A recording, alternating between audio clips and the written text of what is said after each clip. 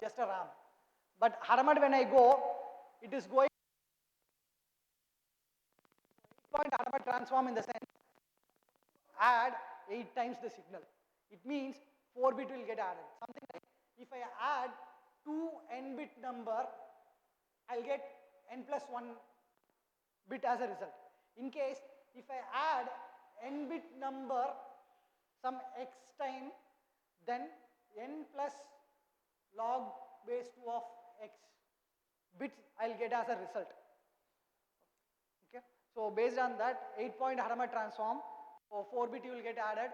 So first stage Hadamard transform it's 16, again 16. This 16 in the sense including your sign bit I kept. So after 16 here 3 bit added because already one sign bit is there. We try to preserve the sign bit as it is. So this n will become n minus 1 as a magnitude, that last bit as a sign bit. So if I add 2 n minus 1 bit, I'll get n bit and one more sign bit called n plus 1, sorry, n bit as a result again. So that's what 1 bit less. Next DLRAM 2, inverse Hadamard transform. When I go for inverse Hadamard transform, as I said, we are not going to do 1 divided by root of something. Instead, we are doing the 1 by 8 in the inverse Hadamard. So when you come here, last 3 digit definitely it will be 0 since it's integer based. Okay. So that 3 bit will go away. We'll get 16 bit as a result. Again, when I go back, next inverse Hadamard transform, again this 12 bit information we'll get. So VGA 444, 12 bit information we'll get. And this is the odd frame counting. The odd frame read will happen 0, 8, 16. Even frame, write will happen 0, 1, 2, 3 as a pixel location. Similarly for the DL2 RAM and DL and everything. Even frame, read and write. So the major challenge for the entire architecture is the size of the memory, the read-write address generation and read-write address enables. So these are the major challenges and these are the major need for the entire architecture. So resource utilization, proposed throughput, the initial Hadamard transform, whatever we kept for the 8-point. So that 8-point transform, conventional architecture, this entire result is happened in the 45 nanometer technology with Cadence Genus. So this is not FPGA based result, this is Cadence Genus. So for the 8-point conventional, the worst case path delay is in picosecond. So the entire thing. Throughput in the sense, I can able to process 68.657 billion bits per second. Out of the entire module, my Hadamard transform is the major module. So that will take the huge delay. But for the delay for the Hadamard transform is 68.657 billion bits, billion pixels per second. That is. If you remember the starting slide, how much speed we required. Yeah. This is in million bits per second, not even pixels. That too, for the 6 MB camera, 3000 only. So at max, it will be, even if you keep in billion bits, it's 3 point. So still 20 MB camera, we can able to process only with this Hadamard functionality.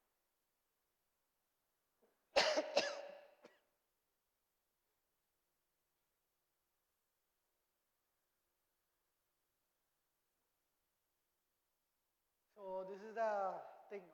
So one frame per second means what is the time required? So what is the throughput it required? So 54.98, that means using this Hadamard transform, Walsh Hadamard transform, if you are processing a 6 MB frame using a 60 frames per second, we'll get 3019.8 million bits per second, something like per second I am receiving this many 60 frames. To process the 60 frames, I need only 54.98 milliseconds. So per second 60 frames, to process this 60 frames, I need only 54 milliseconds, 55 milliseconds. So the remaining time is completely free. So still I can go for 8 MB or 10 MB or 20 MB, I can get the other thing. So the LUT counts for the each and every, whatever we showed in the previous thing, the LUT counts for the FPGA synthesize. So the conclusion will suit for the real time as well. Okay, the FPGA count actually there is, this is for the Z board, 53,000 LUTs we have overall on. This IOs are intermediate IOs, don't count it as a normal IO. For only this functionality, how many IOs are there, that's what we kept. So intermediate functionality. So overall IO means it will be less than 30 IOs. Multi-mode clock, something last, that is PLL ma'am actually. The newer version of PLL in the FPGA. No DSP blocks are used. We didn't use any DSP blocks, something plus a star operator if you are using for the functionality, DSP block functionality will happen. We didn't use any DSP blocks. The entire result is LUT, FF or other, everything is lookup. So only LUT, FF, IO, buff and MMCM. Other than that, BRAM count is not shown here because I didn't keep that thing. That is directly the result.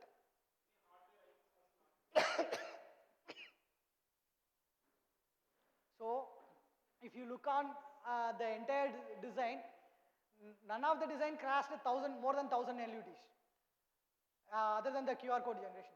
This is because only that all 44 data words, I need to read it as a once. So all 44 data words, it's not read in the memory, it was written in the LUTs. So this huge thing is only for the, because the count whatever we did for the QR code, it's maximum XOR operation. Okay, the Galois field and whatever we said, the XOR operation we did. We shifted, we XORed it. We shifted, we XORed it. So the shift and XOR operation doesn't need much.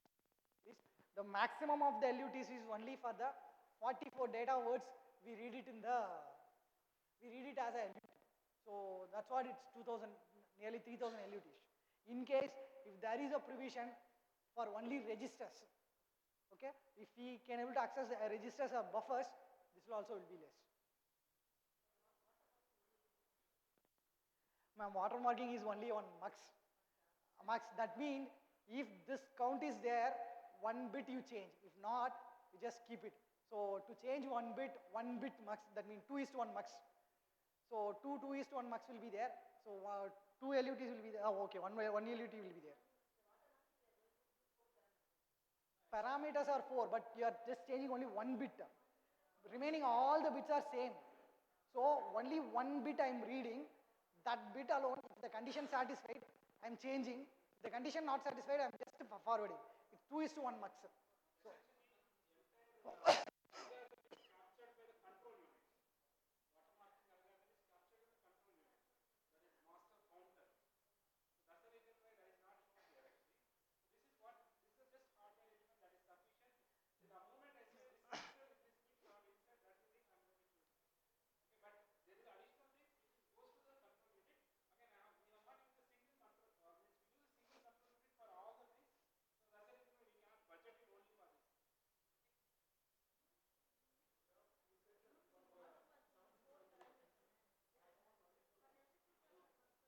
yes, it's for the Verilog code what we read, it's an intermediate thing. This is not, this all 26 is not connected to the OV7670. Some of the things will connect to the VGA. Some of the things will connect to the counter. Some of the things will connect to the clock module. Only few. No, sensor 20, out of the 26, some of the pins are alone for the sensor. Remaining are for some other values.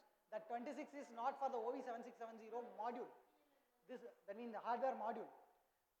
If you, it's not 24 also. Exactly if I want to say 1, 2, 3, 4, 5, 6, 7, 8, 9, 18 pins alone is there.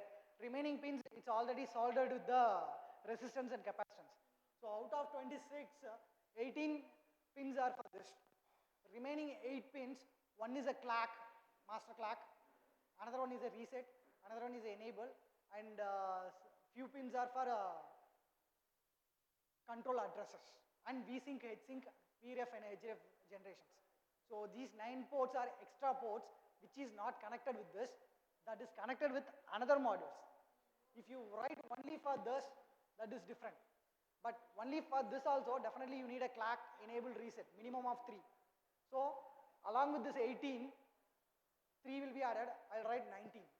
So even it's not 24, okay?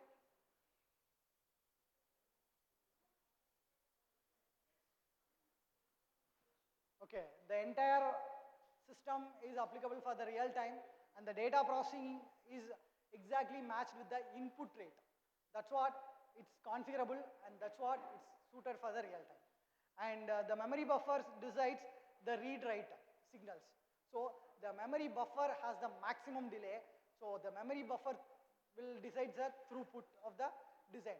So if you need more throughput or more speed, what is the memory buffer you are going to use, that will define, not your Hadamard transform, not your QR code, or none of the logic. So your memory buffer decides the throughput. So alphanumeric code of 3M, this is only code this is the only standard we generated in the hardware, but in case if your message changes, with the same algorithm, by just changing the generator polynomial, by changing the number of steps, we can change the version also. Watermarking algorithm provides user to off the location. So